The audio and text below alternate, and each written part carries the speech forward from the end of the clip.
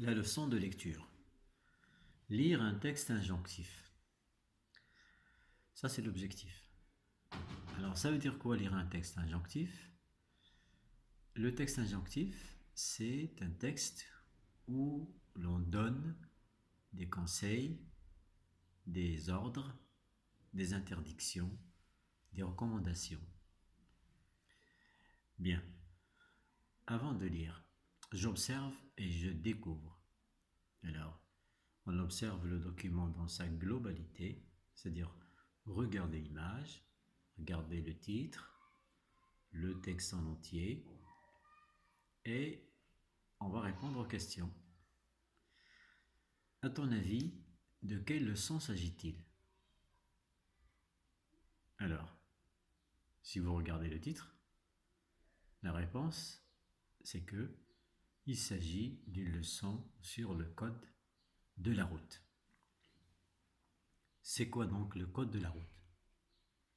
Le code de la route, c'est l'ensemble des règles qu'il faut respecter pour circuler en sécurité. C'est-à-dire comment circuler en sécurité,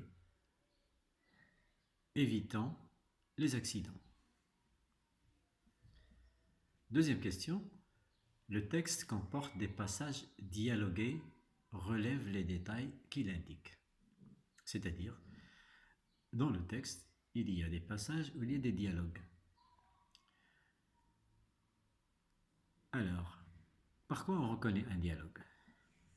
Le dialogue, on le reconnaît par la présence de guillemets ou, bien sûr, la présence de tirets au début des phrases. Alors ici, il n'y a pas de guillemets, mais il y a des tirets au début des phrases. Ça veut dire qu'il y a des personnages qui dialoguent, qui discutent. Donc, comme réponse à la question, il s'agit bien sûr d'un texte qui comporte des passages dialogués parce qu'il y a des tirets au début des phrases. Et troisième question, que représente l'image? Alors, regardez bien l'image. Il y a un agent de circulation, il y a une voiture, il y a des enfants. Ce sont des écoliers, c'est-à-dire des élèves. On les reconnaît par leur cartable et regardez comment ils traversent la rue. Donc la scène se passe dans la rue. Et regardez ces enfants, comment ils traversent. Ils traversent en courant et ils ont laissé le passage pour piétons derrière. Et ils passent au milieu de la rue. Et en courant. Donc ça, c'est un comportement inacceptable.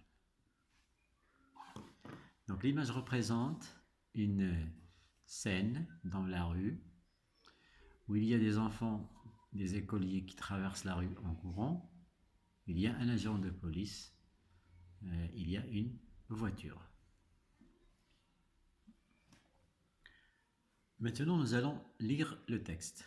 Alors, je vous demande de suivre mot par mot avec vos crayons, bien vos stylos. Leçon sur le code de la route. Ce matin, mes camarades et moi avons couru pour traverser la rue devant l'école car nous étions très en retard. L'agent de circulation, qui est posté là tous les jours, s'est fâché. Il nous a interpellés et il nous a dit: On ne vous a pas appris à traverser la rue à l'école? Vous allez finir par avoir un accident. Les cours terminés, notre professeur nous a dit: Les enfants, il est arrivé quelque chose de grave. L'agent qui surveille la circulation de l'école est venu me dire que vous traversez les rues n'importe comment. Faut-il vous rappeler le code de la route pour les piétons? Cela me paraît nécessaire. Pour traverser, s'assurer que les feux de signalisation le permettent. Il ne faut pas traverser à l'aveuglette, même si on est prioritaire. Il est nécessaire de bien regarder des deux côtés de la route avant de s'engager. Empruntez le passage pour piétons pour traverser la rue. Il est interdit de traverser n'importe où et n'importe comment. Il faut circuler sur les trottoirs et les accotements. À la descente d'un véhicule, il faut regarder autour de soi pour être visible des autres usagers.